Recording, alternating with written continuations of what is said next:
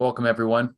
Once again, I was a bad host, and I did not tell the other guys until like 10 minutes ago that I was going to, because I didn't know if I'd be able to make it in time. It's been weird with my schedule and everything, but it's happening now. Maybe they'll be able to show up, but if they don't, it's my fault. So, but I do have a couple things that I still want to talk about tonight. Let me see if I can pop open the chat. Where's my chat? Why is chat not here? Private. All right, there it is. For some reason it said the video was private in the other window. So let me know if you guys can see this. It says one watching. Is that only me? If anyone's watching this, let me know. Okay, good. It's working, Mr. Landfill. Haha. And if you notice, I finally got one of these atom bomb lights. It was funny because when I had the other light on, good, 5x5, glad to hear it. And you can choose different colors for my explosion too. I think this one is the most realistic, followed by the red. That one's the best. And you can do blue. You can do. I will say the remote control works only from like an inch away. So it's kind of stupid. But I had to get one of these. They're kind of stupidly expensive for what they are, but I do really like it. They're like $50, which is there's no excuse for that. I'll put the link after I finish the video. I'll put the link in the description for anyone who wants one, because I just saw it and I was like, I have to have that. But all right, so we got 14 people watching. Like I said, when it first started, I didn't know till like 5 minutes ago, maybe 10, that I was going to be doing this. So I let the other guys know, but I seriously doubt they would be able to make it on such short notice. That's my fault. So it might just be me. So you guys will have to deal with it. Cool, on time, everything good to go. So the main thing I wanted to talk about today, and anything you guys want to as well, but the main thing was I've been seeing everywhere talk about the BRICS making it official that they're going to do a gold-backed currency. And yeah, there's no excuse for $50. Outrageous. It should be 20, I think, with shipping included. It doesn't seem particularly cheap. It's exactly like I expected it to be, a hollow plastic thing with LEDs inside of it. Should be $20. Anyways, speaking of money, it's been all over that the BRICS have officially announced via the Russian state media, RT, Russia Times, or Russia Today, or whatever it is, that I believe it's the August meeting, that they're going to release details about a BRICS gold-backed currency. And the gold markets have done absolutely nothing, which is crazy. Not the physical markets don't seem to be particularly disrupted. The paper gold markets haven't moved much. Like over the past few years, specifically this year, we've seen a steady increase in like physical premiums, physical demand, but this specifically doesn't seem to have caused a blip. So in my mind, I'm thinking people just must not be believing this, because if you thought that there was, like, obviously I get that the big banks are trying to keep prices down or whatever, but they've been doing things the same way the whole time, and physical demand has been still slowly increasing. So if those same big banks, if the big institutional traders, if even the very rich people, other governments really decided that this was going to be a thing, you would think that everyone would be trying to soak up the physical as quickly as possible, because as soon as anybody releases a truly commodity-backed, let alone gold-backed currency that is actually redeemable for, especially if it's actually redeemable for the gold, but even if it's not, if it's just directly represented by a physical stash of gold, all other currencies are going to, with gold, the price of gold in all other currencies is going to explode. And so it's like a guaranteed moneymaker if that's going to happen. So I don't know why we haven't seen it move. My only explanation is that they don't buy it, that people think that it's something that they're going to be talking about, but not really doing, which is sort of where I've had to settle on, because like I said, no one else seems to believe it. And don't get me wrong, I would still would and am, as much as I can, buying precious metals, because I think this is eventually going to happen, or some version of it. Whether or not we see a currency be gold backed, I've never really truly believed that at least the US or any of the big countries would go to a truly gold backed currency. But I do think that gold is going to go up in nominal terms because of how all these currencies are going to continue to decline. So definitely let me know what you guys think. If you think this is just a headline grabbing thing for them to try and maybe further hurt the dollar, but to me, this doesn't seem like anyone is buying it in the markets. My global toilet night lights were only $12. Yeah, exactly. And this thing is maybe a little bit more plastic because you had to shape mold it and whatnot, 3D or maybe injection mold it or something, but like 5 times as much. Yeah. Yeah, those global things and they can look cool too. Makes your bowl look like your toilet bowl look like a red glowing. But you can just get a regular nightlight too. It doesn't have to be in the bowl. You can get a regular LED nightlight that has a light sensor in it and just plug it in. You can get a nuke light and put it in your bathroom for $50. And but yeah, let me know what you guys think about the whole BRICS thing. And also we're seeing the interesting stuff in France seems to be kind of holding steady for the time being, but so no real moves there. But the other one I want to talk about was this video where you guys may have seen it. I tweeted about it, where these guys pretty much came out directly. I forget who the guy was, one of the Indian WEF guys, and he came out like excitedly talking specifically about the benefits of a digital currency, which are exactly what we consider to be the downsides, talking about how you could force people to spend it, like put an expiration date on the money. Or the two things he mentioned specifically were expiration dates on the money and controlling what people buy, like saying, and specifically mentioning ammunition as one of the things that you could stop people from buying with it. And I'm like, man, fuck these ghouls. So I really feel like everyone should be trying to stop the advent of digital currency as much as possible. And even on that same vein, make it or try to use cash as much as possible. Keep it alive. You know, one of the things that's allowing this to happen is that nobody uses cash anymore. And a lot of us are, partly to blame for that. When was the last time any of you guys used cash? I use it for degenerate gambling and stuff here and selling, buying and selling things locally, is what I do to make money basically. So when you're selling something on, Facebook Marketplace and stuff, dealing with cash a lot, which I like. But they want to be able to track all that. It's one of the reasons that they are going about all this stuff. So far, of course, the only thing that we're going to be using as a digital currency that we know of is the national equivalent of the SWIFT system, the interbank thing, which they already do digitally anyway. So it's not technically speaking a CBDC, although it is probably them testing the waters for certain aspects of the infrastructure and technology. And we know they would love to do it. And yeah, I agree with Trick PMC that digital currency does not sound like a good idea, except for potentially reducing tax fraud. I mean, like I mentioned in one of my previous videos, like if you're talking about pure convenience and pure like technological advancement and capabilities, this stuff would be fantastic. Like, of course, things would be a lot easier, faster, smoother, but we just know that anytime they get these powers, they're abused. And just like a remote control thermostat is better, if you didn't have to worry, if there was no counterparty risk to any of this stuff, this technology is better than having to physically, it's more convenient and better. It's better in every way than having to carry around pieces of paper, but that's just an element of it that you can't ignore. And it's so significant.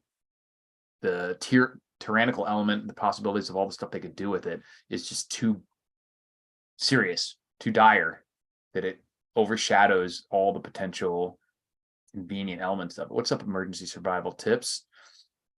But yeah, so let me know if I'm definitely open for taking questions tonight because I don't have a whole hell of a lot of things to talk about. I definitely wanted to mention the BRICS thing and see what you guys thought about how real that is, because you will not find a more ardent supporter of buying precious metals, gold and silver, but that doesn't mean that I automatically think this gold-backed currency is going to be a thing, let alone in August. I do think they're going to be talking about it. I mean, they've officially announced aspects of it, but like I said, the market hasn't moved much at all in gold. All the people who already think it's important seem to be buying, and any of the people who didn't already think it's important didn't seem to be convinced by this.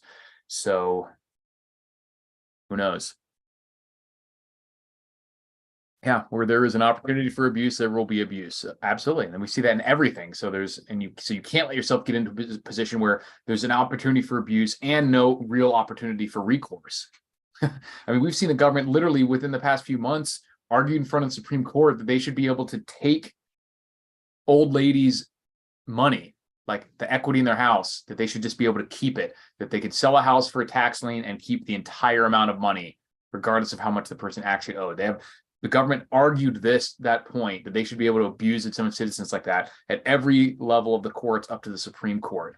So they do not give a shit about us. They want to take everything they can from us and control every element of our lives that they can. The people who are behind these things have come out, like I said, this video. I forget. Let me see if I can find that guy's name. And I don't have this set up so that you guys can hear the videos that I'm watching. So you won't be able to hear it, but I can try to remember and tell you guys exactly what he says. But it really pissed me off because he was talking about, that would be a retweet. So if you're on the Twitter, you can find these things when I retweet them, but you will also get a lot of shit posting. Here we go. What's his name? Soon. This guy looks like a fucking Indian lurch. I don't know his name. He said, if you think about the benefits of digital money, there are huge potential gains. It's not just about digital forms of physical currency. You can have programmability. Units of central bank currency with expiration dates.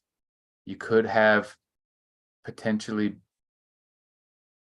a better / darker world where the government decides that units of central bank money can't be used to purchase some things that it deems less desirable, like ammunition, drugs, or pornography.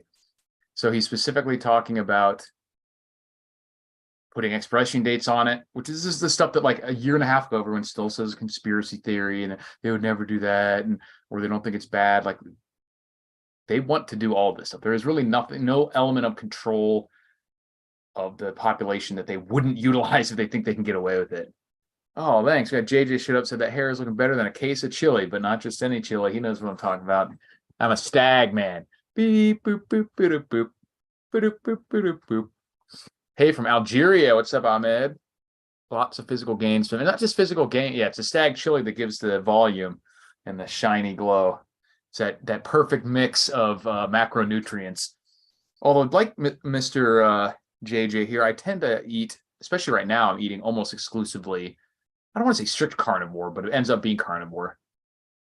So I don't eat a lot of stag chili. When I do, I'll take like half a can, mix it in with like an entire pound of like ground beef, ground lamb. That way you get most of the flavor, but it's super meat heavy, just a little bit of carbs. That's pretty good. Definitely good.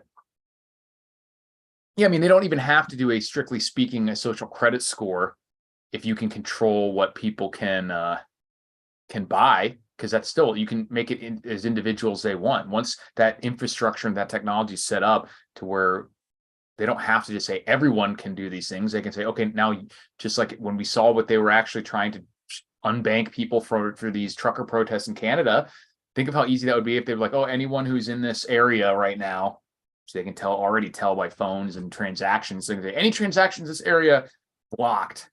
Any gas stations blocked for anyone who's seen there or whatever, or spent anything there during this time, and or just say, okay, your money, or just take the money. They could straight up take it.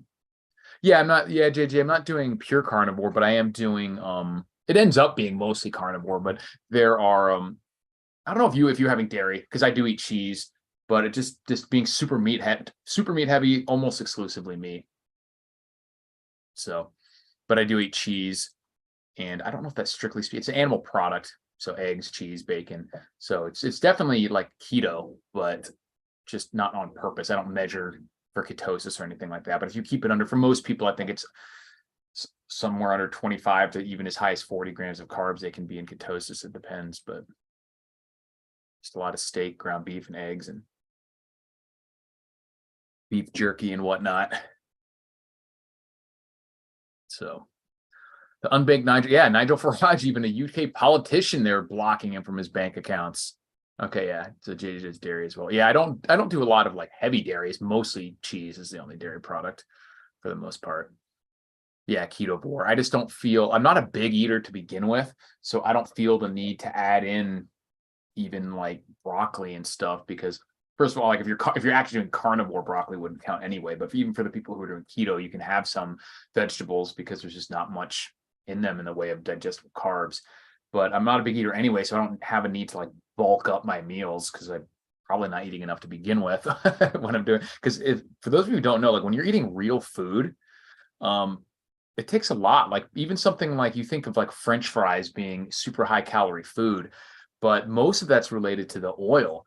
Like raw potatoes, you have to have like a pound of potatoes to have 800 calories.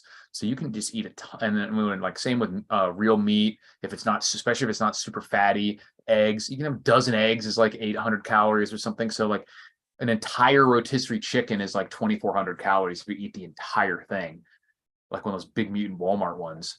I don't know if I'd go so far as say vegetables are poison. I think that there's, I mean, at least originally they put all sorts of shit on them now, but they're just unnecessary for most people. And I also think that carnivore specifically is not necessarily ideal for most people. I think that in comparison to the standard American diet, yeah, it's way better. But I think most people, if you're metabolically healthy and you're eating like whole food, real foods, like eating some fruit, some vegetables is not going to be doing anything bad to you if you are not metabolically unhealthy. If you are, then yeah, you need to, if you're already having problems with insulin resistance and things like that, then yeah, you need to probably try to eliminate carbs as much as possible. But I do think it's just like the human body is designed to eat a ton of animal products, whether it's evolved that way or designed that way is irrelevant. Also, some carbs are a part of that, but it would probably be more seasonal. And obviously, we've seen how like old fruits before they were hybridized and certainly before they were actually genetically modified would have way more fiber and way less actual sugars, things like that. So yeah, they're just not needed. They're just for most people, I think they're just irrelevant. And but you certainly nothing wrong with having natural vegetables, especially if you grow them yourself. And because you will get some vitamins out there, but there's really no macro or micronutrient that you can't get from animal products if you're having enough of a varied diet with organ meats and different types of meats and things like and different types of animal products. So you certainly don't need fruits or vegetables. Yeah, at this point, pretty much anything you get in a store is going to have been completely natural. It doesn't mean it's bad for you. And people kind of confuse hybridization with GMO. Like in a sense, some definitions of GMO include hybridization, which in its most basic form is just selective breeding, which does not necessarily make it bad for you, but it does usually make them higher sugar and things because they breed them to be sweeter, things like that. But yes, most carbs are so processed. But like white rice, like they're super carb heavy, but there's nothing in and of itself that's bad about that. And it's just most people have gotten to a point nowadays where they're very metabolically unhealthy to where their body doesn't react to carbs the way it should. They're eating insane amounts of carbs or usually even only carbs for some people. But I mean, like, I don't think being vegan is healthy, but the normal American diet is so bad that most people will have health benefits even from going vegan if they're actually doing, real food than they would just reading the standard American diet just because they're getting rid of all the horrible shit. Yeah, you can get everything you need to from animals in one way or another. You need to. So what do you guys think about the BRICS gold currency? Have I missed some comments about that? Because that's been the talk on the prepper financial type things. Oh, the BRICS gold backed currency. Like, do we really think that there's just going to be a gold backed currency in 2 months? Because it certainly doesn't seem like anyone else thinks that. Anyone who is controlling all the billions and trillions of dollars out there, because not much has happened in the commodities markets in general, which you think would specifically metals should be exploding if they really thought that was going to happen. And it should have at least somewhat of a spike, even if we think that the banks turned on the fraud to keep it down, like you would still see physical premiums. Now, there has been a little bit of weird shit going on with COMEX deliveries and things like that, but I think that kind of predated this announcement, so who knows. But just need to supplement the B12. Well, not if you're eating a ton of animal products or meat specifically, you should be getting what you need. And if you're not, then yeah. And the human body is super adaptable. Like you can eat pretty messed up diet and you will be seemingly okay for quite a long time. Yeah, the CBDC, they're working on it. I don't know exactly when, and hopefully it won't happen here. There's some commentators out there that think that it's just there's enough people in the US that'll fight it that we won't really see that get implemented. I wish I could believe that was true, but based on how people have just fallen in line with the COVID stuff and every other ridiculous scheme and scam and totalitarian thing, that I don't have trusted enough people would fight back to make it a problem for them. Oh, you mean B12 with the white rice? Yeah, if you were eating like just white rice.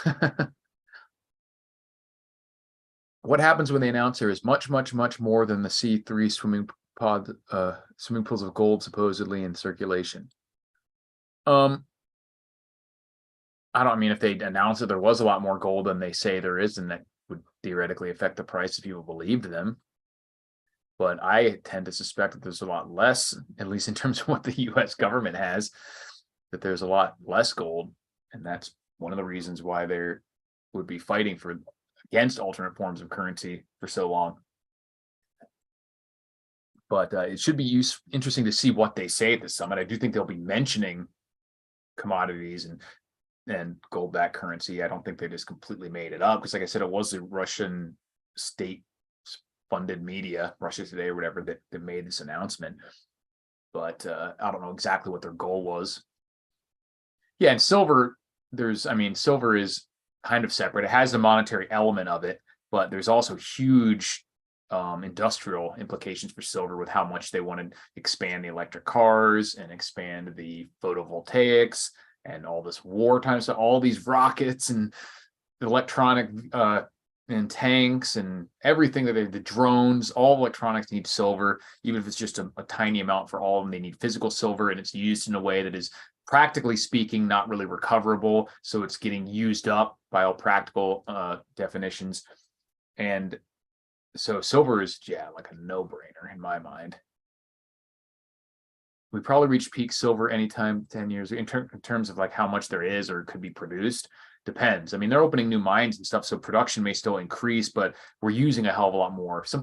Allegedly, every electric car uses like a kilogram of silver or something like that. Yeah, so gold is being mined every year, and most of the gold sits above ground and remains there in terms of investment, in terms of art and jewelry and things like that, where silver, that's not the case. I would say most of it is used for industrial stuff, and then some for jewelry and stuff, because they use silver in like all sorts of stuff. Antimicrobial clothing even has like silver threads. Like I said, they pretty much all and every kind of electronics, from cell phones to cars to drones to anything. It's one of the most conductive metals, and it's still relatively cheap. So like if you have a Tesla per se, and you have whatever it is, 2 pounds of silver in there, even if silver goes up 10 times, it's like, wow, that's annoying. But it would take a couple $100s worth of silver maximum to a few thousand, and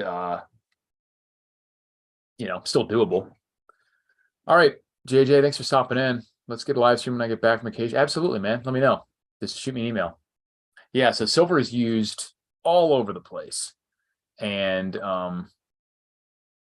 like I said, it's actually like used up for practical purposes. Like, yeah, most of that isn't technically, it's not literally destroyed. It's still there in one form or another, but it's very expensive to recover it from all these tiny industrial uses where they're using small amounts of like wire and things like that, that for the price to get to where it would actually make sense to recover from those things, it would have to be in at least hundreds and hundreds of dollars per ounce, maybe even more than that.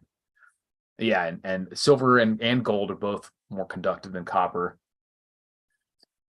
or aluminum or anything like that. And they're both malleable, so they're very easy to make wire and things like that out of, and plating and sheeting and things like that. So silver specifically is just a fantastic for electronics, and that's why they use it.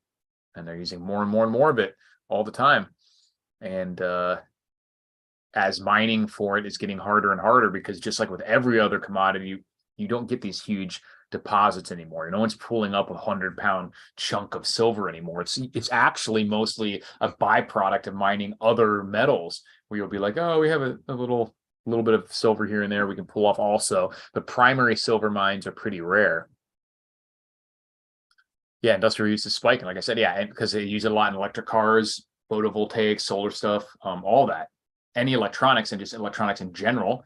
You're seeing, all these other emerging markets vastly increasing the number of vehicles, and electronics, and TVs and everything. And like I said, certainly war efforts, drones, missiles, all that stuff is electronic. They're using tons of it for that.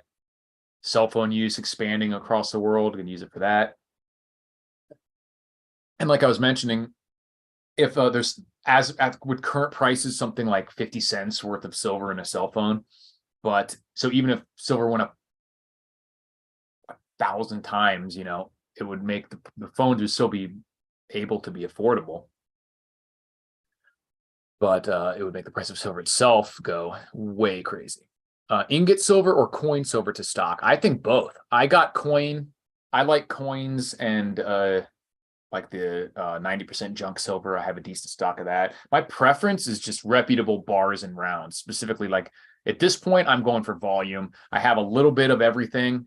And so now when I purchase, I try to get as much silver for as cheaply as possible. I just want to make sure it's somewhat reputable so I don't get ripped off. And so if I had money at this point, I'd be getting Comex bars, just 1,000-ounce bars, bam, bam, bam.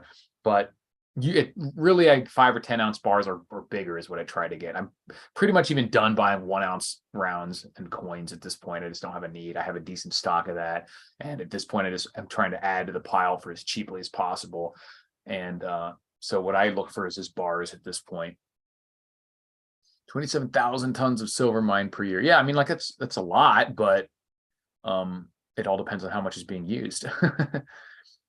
China has cut off 2 main minerals needed for circuit boards. Yeah, they I forget which one, a couple of the rare earth minerals that they banned exports of. They've been hoarding all sorts of copper and other commodities. So they're in a much better spot manufacturing wise with because we don't really do that, like there are not very much stockpiles of everything for the US. And we have better natural resources here than China does, specifically within their own country. But who has a ton of natural resources, probably more than the US even at this point, is Russia. So they can easily make some deals with China about pulling from their natural resources. Germanium and lanthanum, I'm not wrong. If I'm not wrong. Yeah. I knew it was a couple of the rare earth minerals. I don't know the specifics. But, and I've seen weird stuff about even like the availability of some other of these strange metals that you don't think of, that becoming much more scarce and hard to mine. Even copper and stuff like that. Because like I said, no matter what the resource is, we've burned through all the really easy to get stuff, whether you're talking about oil, metals, any stuff. Now it takes a lot more effort and energy and a lot more time and a lot more money to get a pound or an ounce or whatever than it used to 100, 150 years ago, where, like I said, you could literally crack open the ground like, oh, here's a chunk of copper, you know what I mean? Or a huge pool of oil that's just in a giant pocket, and all we have to do is stick the cobalt mining is really gnarly because it's done in all those open pit mines a lot of times, and huge human rights abuses of kids digging it up and stuff. So gallium and germanium. Okay, cool. Yeah, gallium is the one that's like a liquid at room temperature, right?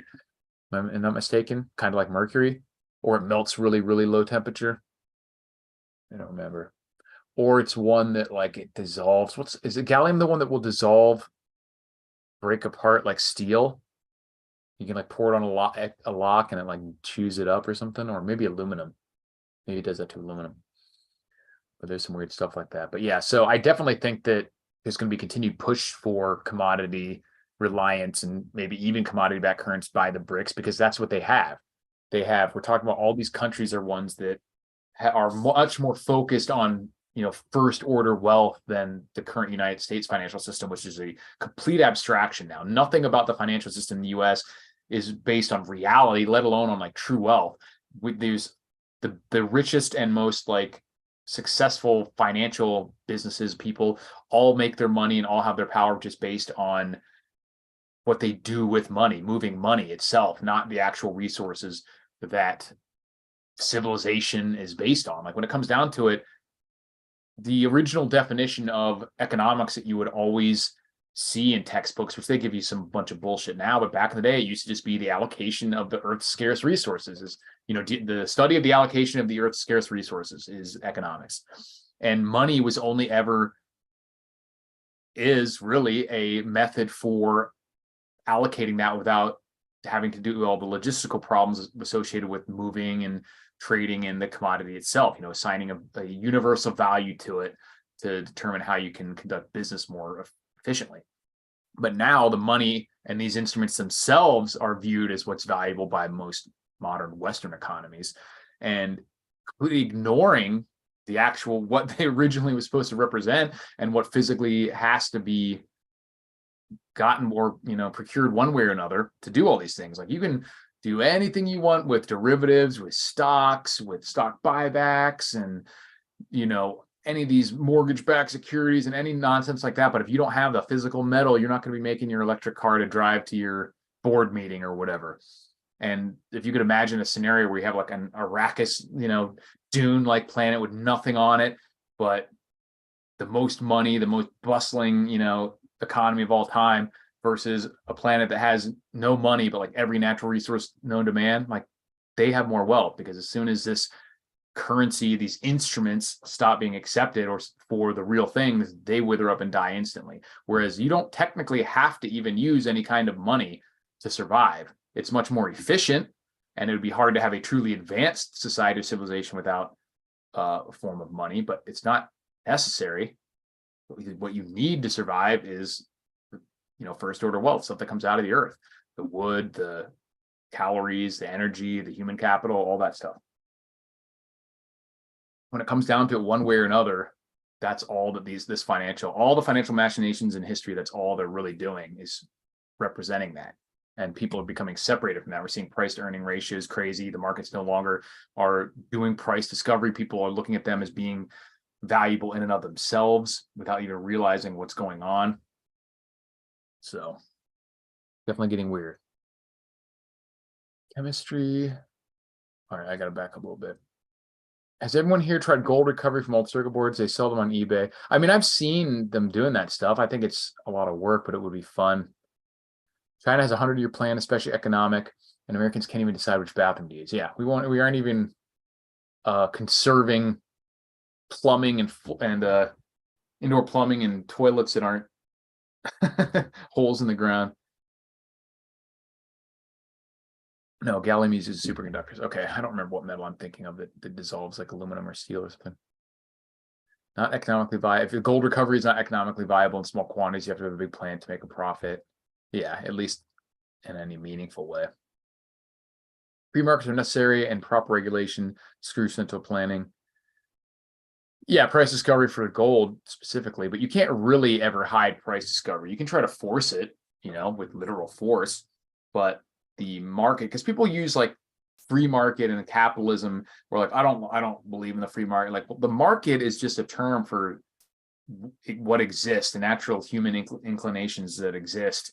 So you can't really, it's not about whether you like believe in the free markets or whatever. Like, the market forces exist. They can be resisted, they can be legislated against and forced like gunpoint, but there's certain elements of it that are always going to be present and affect what's going on, like supply demand curve and stuff. And you can try it and resist it and maybe cause some perturbations in that, so it wouldn't be exactly how it would be completely unfettered, but you can't eliminate these forces from existing.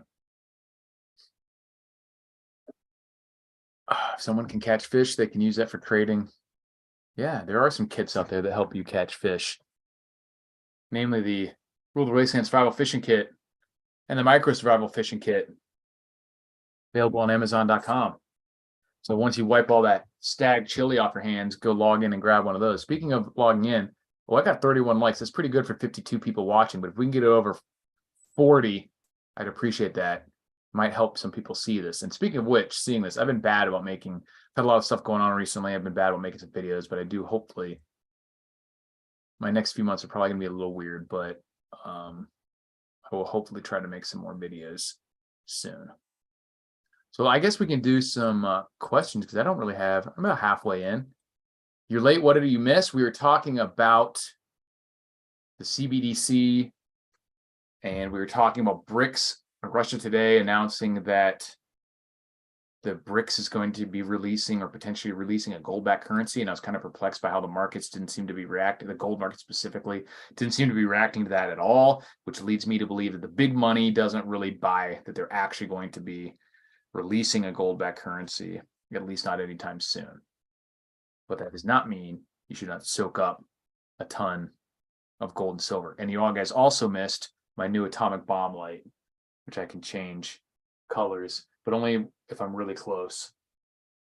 And like I said, I'll put the link in the description to this. Ooh, that's a nice deep red. I kind of like that. That one's my favorite. That one looks more like a regular or real explosion to me. Like, yeah, I can get all green and blue, but I think that one looks like a real atom bomb. They're stupidly expensive. It's like $50. It should be like $19.95, but I just had to have it. Buy gold at the equator and sell to the poles as it weighs more. Just watched a video by JJ about defeating trap. I haven't had a chance to watch it yet. You talk about the cool hand Luke method of like dumping cayenne pepper. Now, and interesting, I watched this video from this guy back in the day. I forget his name. He originally started as a private dog trainer. Like he was not originally associated with law enforcement, if I'm not mistaken. And he was like just so good at training dogs that he like was like, hey, I'll sell you my services, and ended up working with law enforcement. Maybe he was a cop already. I don't know, but he just like trained. He was really good at training dogs to be the drug dogs and everything.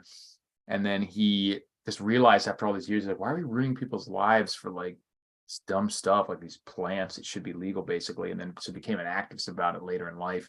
And he described, it was interesting and helpful for things like tracking dogs, because the way he described the way that dogs smell and the way that trying to defeat them doesn't normally work is he equated it to the way human, and I don't know how scientifically true this is, but it definitely is a good, kind of heuristic for figuring this thing out. Is it like when people look into a soup, we don't just see one thing, soup, we see all the individual components. We see, oh, there's a pea, there's a piece of a carrot, there's a bit of brown gravy, there's a celery floating in there. But when we smell it, we smell the one thing, like, that's just soup. So he's like, with dogs, they smell more like the way we see, where, we just get a whiff and we get the smell of soup. And you might be able to pick out hints or whatever, but it's just a smell. Whereas where he was saying how their smell is more like the way we see, to where like you could have an entire huge pot of stew, and if there's a pea in there, we're still going to see it. And adding more soup doesn't really, unless you make it extreme, then we're still going to see the pea. And that's sort of the way that it works with the dog smelling, is that like if you have a little bit of it in there, like putting coffee on top of it or whatever, is usually not going to work. You have to completely eliminate the smell. So that's why it's so hard to get a true like trained bloodhound type dog. But you can't, like the way the cayenne pepper thing, like Cool Hand Luke style, the way that would work, it's not that they don't smell you. It's that once they do get a big whiff of like the pepper, that they'll be just all snotting and everything, and probably not be best at wanting to keep going. Not that they couldn't necessarily smell that you were still there, but that after they get all like peppered out, that they just wouldn't be as effective. But that they would still have been able to tell that you were there. But yeah, I'm interested to watch the video, because I'm not an expert on it for sure. But I saw some Mark Olson would say booze, tobacco, and potatoes. Yeah, so interesting. Johnny says ammo will be the new currency when shit the fan. I actually disagree for a specific, and I think this is something a lot of preppers kind of are misunderstanding or just using the terminology different. Is there's a difference between something becoming extremely valuable and actually being the currency. Currency has to have specific attributes to function effectively as currency. And so you can't just use anything. And something becoming extremely valuable and desired does not mean that it's going to be the currency. In fact, I think it would work against it being a currency, specifically because people are going to want to have it and want to use it and use it up. So you're not just going to have a stack of bullets. You're assuming people would want ammo, right? Because they want to use ammo. They need the ammo. It's important, not because they want it because it functions extremely well as a currency, like precious metals. So if you had like a bunch of bullets, you're like, ooh, I want those in a shit the fan, because you will need to shoot them. You'll need to use them. You're not going to just sit on them and then use them to get something else. So I think metals will be much better currency, things that you don't need as badly to actually use, and they can't be reproduced. They're not divisible. I mean, you could have like smaller units, like a bullet versus two bullet, but a bullet itself is not divisible. And like if you just had like a 308 round, someone who doesn't have a 308 is not going to very likely accept that as currency, just hoping that someone later will take it from them. They're only going to take the ammo that they need. So I don't think ammo is going to become a currency per se by the actual definition of the word. I think it's just going to become extremely desired and worth a lot of anything else. But I think for something to be a currency, it has to have all these specific attributes that ammunition doesn't necessarily have. Yeah, you can't use food as currency for instance, for the same reasons, because first of all, it also does not last in the same way that ammo does. So that's the one thing is that ammo has going for it, is that it is like shelf stable. You can have ammo last 100 years or whatever. But like I said, ammo is going to be desirable because people need to use it, not because it's just going to be great to use as currency. Same with any of the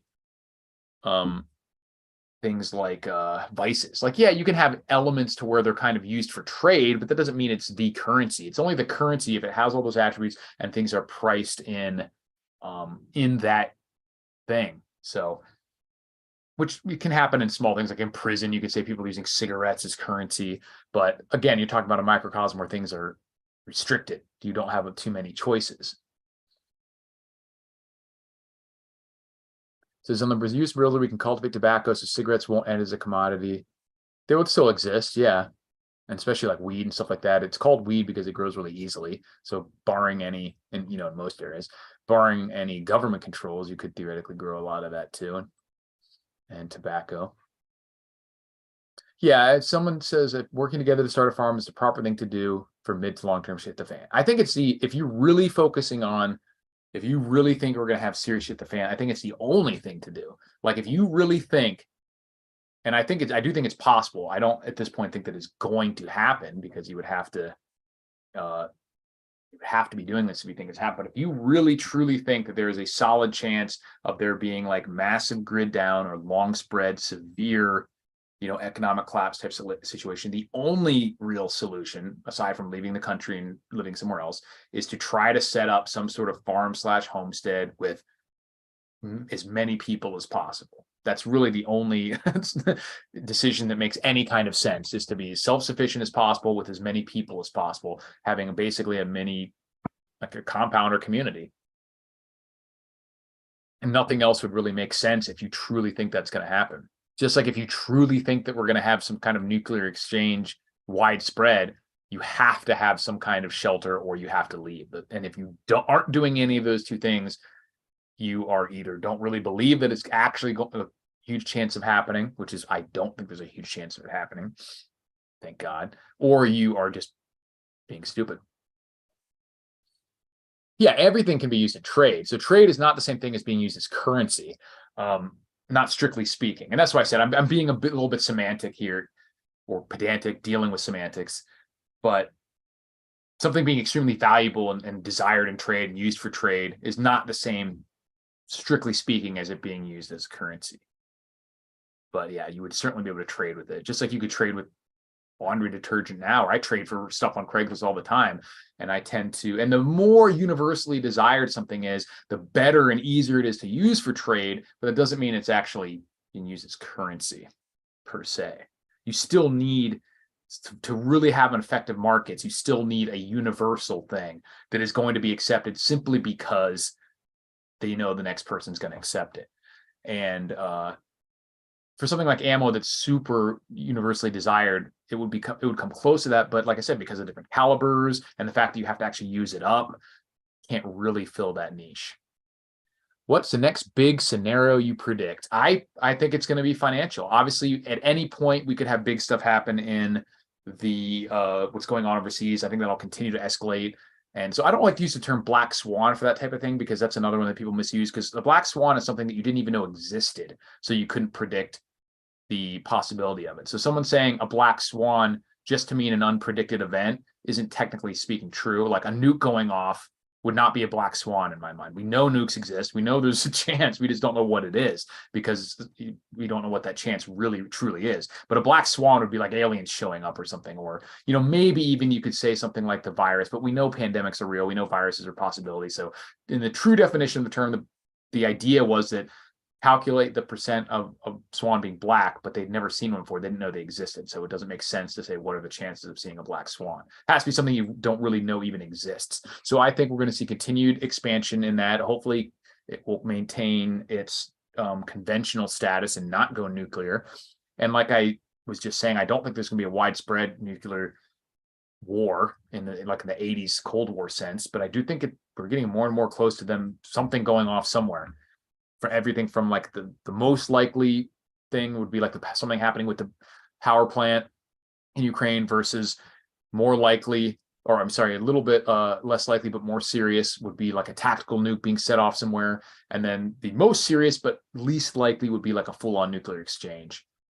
Yeah, there's a book called Black Swan. I think it was that Taleb? No, it was Black Swan book. But that's the idea, is that it's something that is unpredictable. I don't remember who, and maybe I'm misrepresenting it. Yeah, so a black swan is an unpredictable event. So like I said, by definition, it has to be something you can't predict because you don't know if it even existed or didn't think that it could exist, or you have no idea, no way to calculate the percentage of it. So I don't think something like an expansion or in the severity of war is a true black swan event. Has to be something that there would be no way to predict it, where a lot of people are predicting nuclear stuff going off. Taleb, yeah, like I said, I think it's Taleb, but it wasn't Neo, right? It's like Nicholas Taleb or something like that. He's kind of turned out to be kind of an idiot when it came to the mask and stuff. He turned into a giant pussy, but he's not wrong about that stuff. Yeah, anti-fragile. Yeah, Nassim, I think it's Nassim Taleb or something like that. Recession is possible with unemployment so low, impact on wage earners would be minimal. I disagree on that because of the currency dying. So we are having a recession, or we're going to at least, and unemployment is low currently, but we've already starting to see like record numbers of like credit defaults and stuff being put on credit cards and bankruptcies and stuff, even before people start losing their jobs, which is really, really bad sign. So people is like full employment, and we're already seeing all these issues that when we see, and I do think we'll see a significant drop in the stock market and the real estate market, specifically commercial real estate, over the next couple of years. And yeah, real wages are static. So the people are making or have their jobs, but they're not making enough money. They're having to put more and more on credit, even though they still have their full-time jobs. That's way worse in my mind. If you said, okay, things are going on where all these people lost their jobs, and so they're having to do these things until they get them back. But we're at like the best case scenario in terms of employment, where everyone has jobs for the most part, and still they can't make ends meet because of the inflation. And so they're still having to put so many of their purchases on credit cards. They're still having to put, go into bankruptcy and things like that. So when we do see the economy really start to falter, when the stock market does go down, when the real estate market does start to crash, and these people actually start to lose their jobs and they already were not making ends meet, that's when it's going to get gnarly. And that's when I think the Fed they're waiting for it to pivot, basically. I think they're going to continue to raise rates, and if not raise rates, at least stay static until something like that happens to where they're forced to, but it's not their fault. The public's clamoring for it. Yeah, I mean, we haven't said, what did Venezuela look like? Were we seeing the same debt levels? I don't remember what their debt to GDP is or was specifically, but the currency issues are what we are going to see. And we have officially entered what is like in times past considered banana republic levels of debt, government debt to GDP. It's well over 100%. Let's see where we're at. I don't remember what it is off the top of my head. US is at like 116%.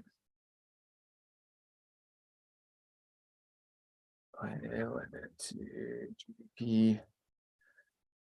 So Venezuela debt to GDP is like 240. I think we'll get there because it's going to continue to go up. We've added almost $1 trillion in debt, like since I think it is $1 trillion. It was at least 800 billion last I checked, but somewhere around $1 trillion in debt just since they raised the debt ceiling, or like made it so you could continue to increase debt in like a month. This isn't going to stop. There is no way to stop it now. There's only a couple ways they can end, and the option for like increasing actual productivity so much to really pay this off in real terms is just impossible. It's not going to happen. It's absolutely not going to happen. That would take a true Black Swan of like aliens showing up and being like towing an asteroid with unlimited resources on it and giving us free energy and all that nonsense to where it just didn't matter anymore. But since we're dealing with the real world, the options are default in a strict sense of being like, sorry guys, you're not getting anything, or inflating it away, which is what they've been doing for 100 years. It's what every single other fiat currency has done in the past, and it's what they're going to do because they don't have to give up power all at once like they would if they just defaulted. They would instantly lose power. Tossing salads is a currency too, apparently. I don't know. It's definitely a commodity in prison. I went through recession, stagflation in the 70s, wasn't a good time. Yeah, and I think we're going to have that same kind of like stagflation type stuff. Finding that some of my credit cards don't work. Yeah, all that stuff is going on. That's why I definitely think it's important to, more than ever, to keep cash as much as possible in cash that you can't, for a couple months. I would say somewhere in the definitely, I think 1 month of your actual day-to-day expenses in physical cash that you can put your hands on is like the minimum. If you can get that up to like 6 months, I think that would be perfect because that also gives you the opportunity to take advantage of a lot of opportunities that I think will arise. If we get to that point where people really need cash for everything, all these used vehicles that you see people trying to get absurd prices for, whatever gold and silver jewelry that they have, tools, all that stuff, they're going to be fire sale prices for a short period of time where people will be liquidating whatever they can to get their hands on actual cash if the banking system seizes up.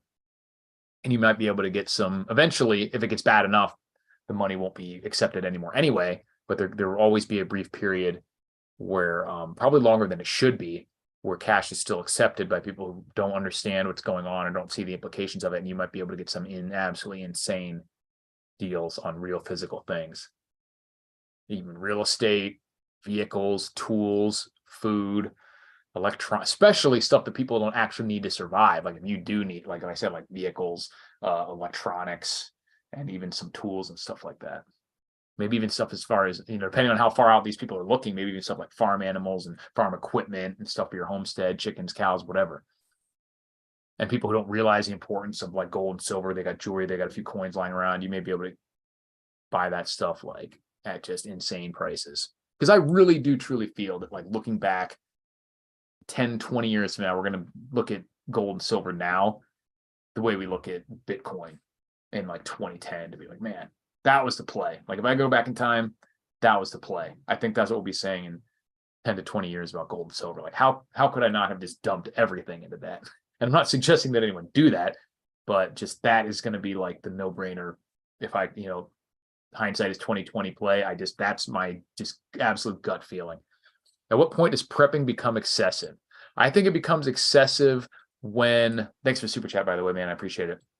When it becomes, obviously there's a couple metrics you could use. If at any point it becomes illogical or imbalanced, then I think it becomes excessive. I think if like I mentioned earlier, if your prepping actions don't actually match up with what your actual assessment of the situation is, like if you're doing some things because in your mind, oh, it could get this bad, but you're like, just having a normal life otherwise, then that doesn't make sense and there's no point in doing that. And that's not to say that you're wrong. It's just saying like, if you really think that this stuff's going to happen, like, oh, I need 20 pairs of combat boots because, if in a major shit the fan where entire industries collapse and I need to go 20 years with no shoes, then I'm going to need all these combat boots. Like, well, you think you're going to get a situation where the manufacturing is ceased and you can go 20 years without even buying shoes, but you just live in a normal house? Like, shouldn't you be in a farm or even leave the country or something like that? Like, you got to I don't want to say put your money where your mouth is, but you have to like reconcile this stuff in your mind. And that's why I made a video a long time ago about, making an actual prepping like plan. And it doesn't have to be that you think the end of the world is going to happen, because that's not where I'm at. Like I said, I would be on a homestead if I truly thought that this was like the most likely or even an extremely likely outcome. I think it's possible, and I'm watching always for signs that it's becoming more likely so I can pivot to that if I need to, but I am not expecting that. So I think it becomes excessive if you're acting like that's going to happen and it's affecting your normal life, but you're not really taking the steps to prove it, basically. So, but I think the easiest way to avoid doing something excessive is to be logical about it, get it down on paper, saying this is what I really think. I need 2 years of this, of being able to do without outside systems of support, and then write down what that means for water, write down what it means for food, and then start filling it up. And you'd realize that, like, okay, maybe I don't need 50 pairs of combat boots when I'm talking about 2 years. I could have 2 or 3 pairs, will be fine for 3 years, because one pair could potentially last 10 years if you take care of them.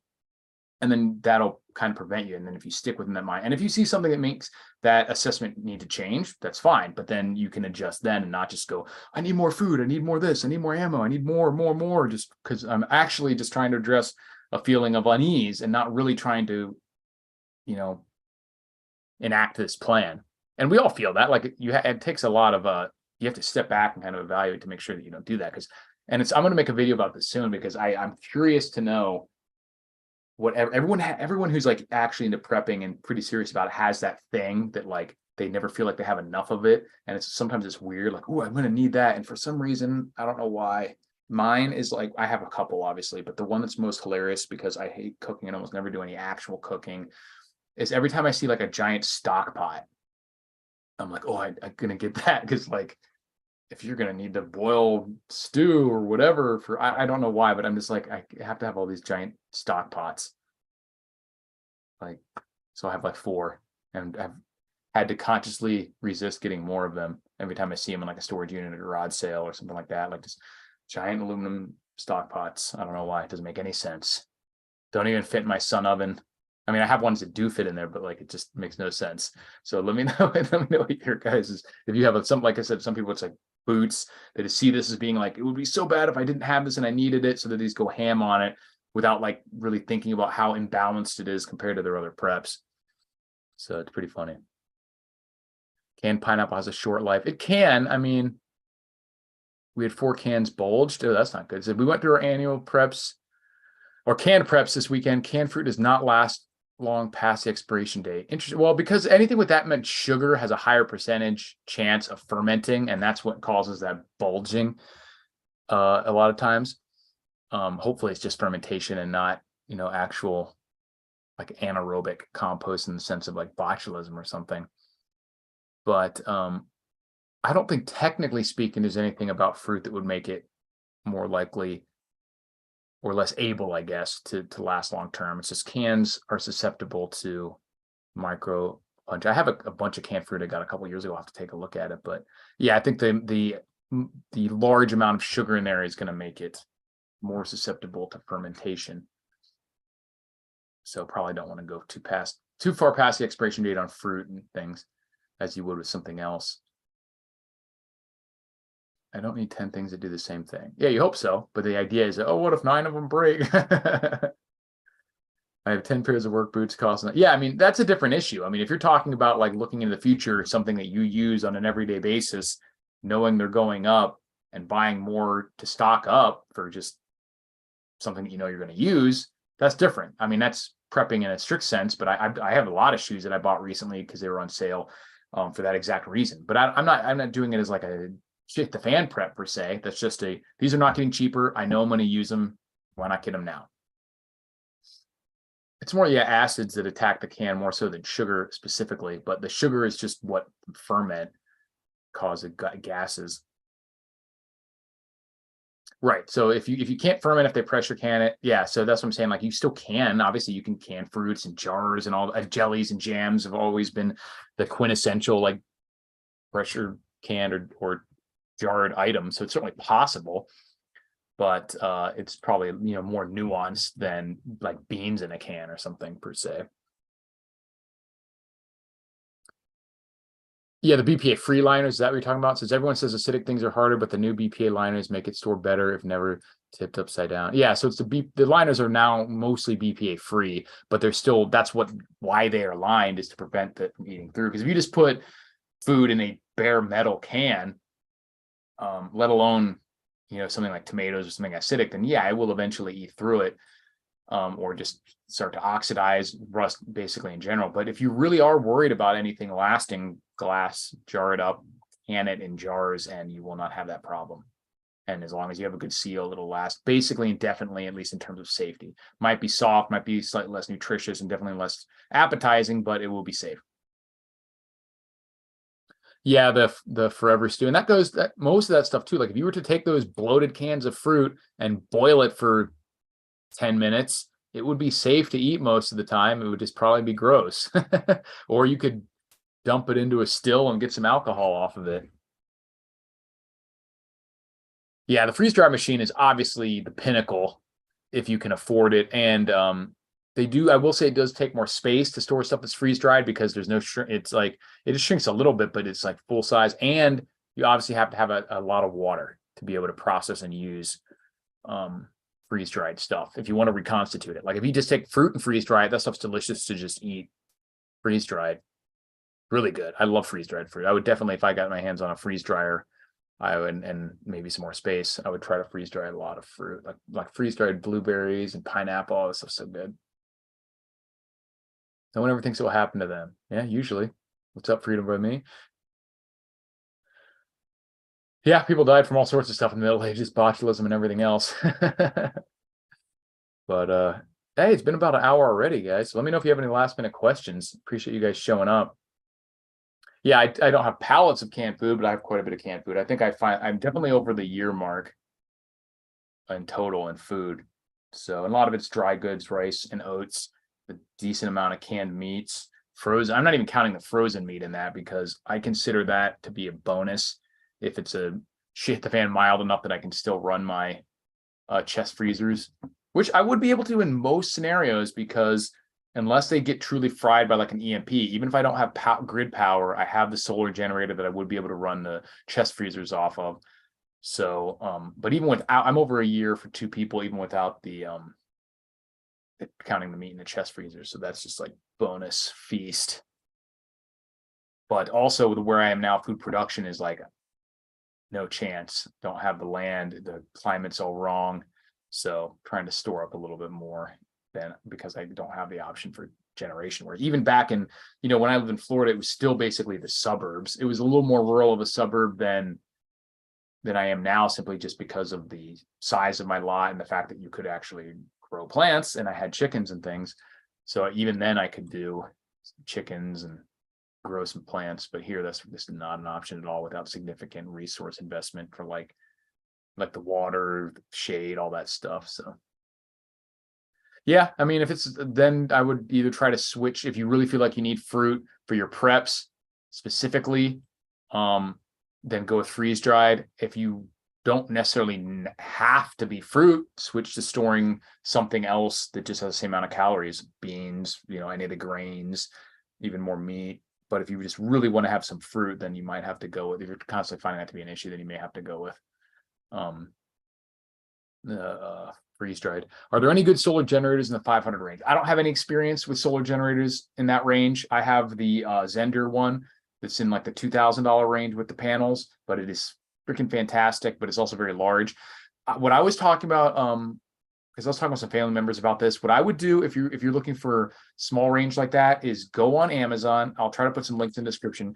Just find I think you can find them from anywhere from 20-ish, 24 up to 50 watt solar panels that have built they're more like a trickle charger.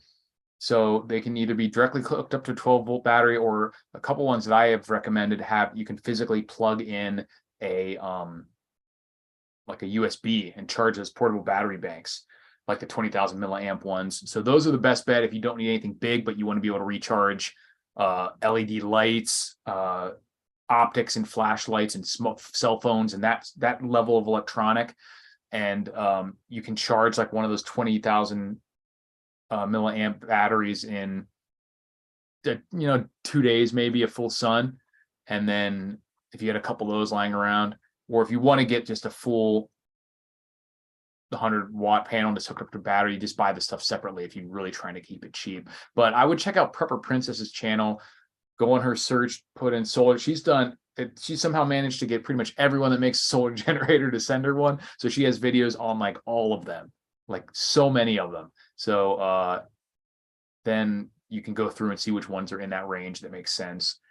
But basically what you're buying is a battery, a charge controller, and an inverter.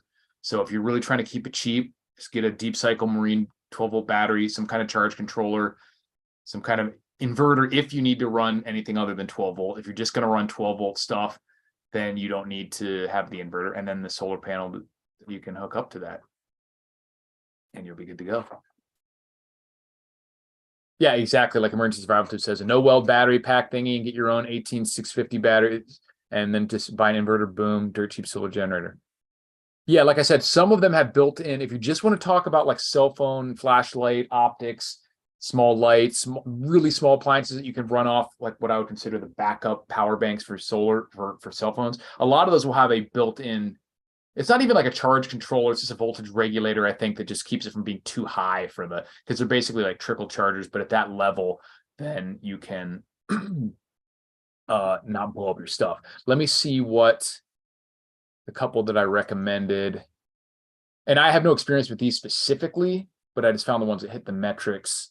And you can even get 12 volt batteries that are not full. You can get it like a lithium ion battery, 12 volt batteries that are about the size of a box of Pop-Tarts, and use those for slightly bigger things. Now, if you are trying to run something like a chest freezer or a fridge, you're going to need something a little bigger, but not necessarily huge. So let me see what my computer is being very slow right now.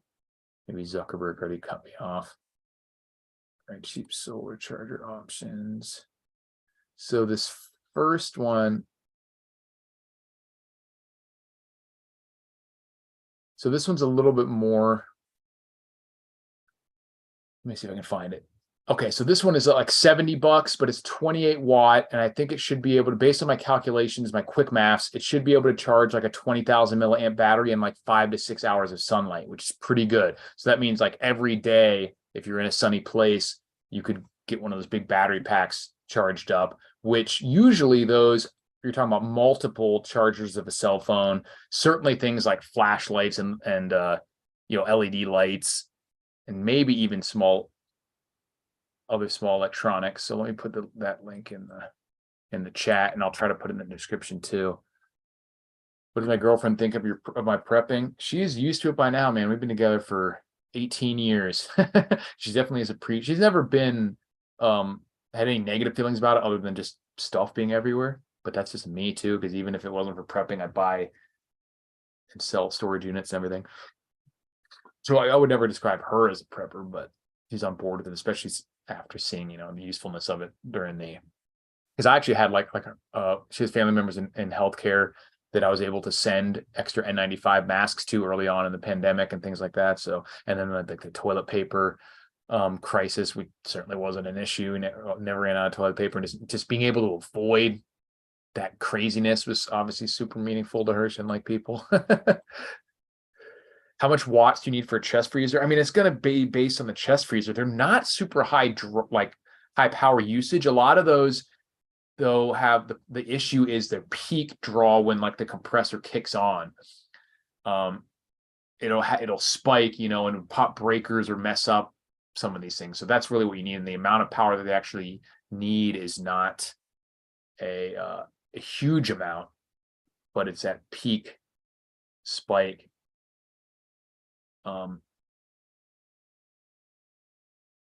Chest freezer watts. It says deep freezers can use anything from 80 to 900 watts. So the lower end ones you're talking about, yeah, something, but not. And also, you don't have to run them full time either. Like, just run it enough that they're like insulated, like big ice chests. So if you run it enough, freeze up a bunch of gallon jugs of water in there, and then turn it off, maybe you can go a few days probably. And that's not necessarily the best way to run them, to where they would have to completely warm up and then cool down again, but it would probably use a lot less power in an emergency. And keep in mind that you would be using the stuff that's in there, and eventually it might be empty anyway, and then you wouldn't have to use it anymore. So they're powering even tractors. Oh, with wood gas and biogas. Yeah, that's interesting if you have access to the wood.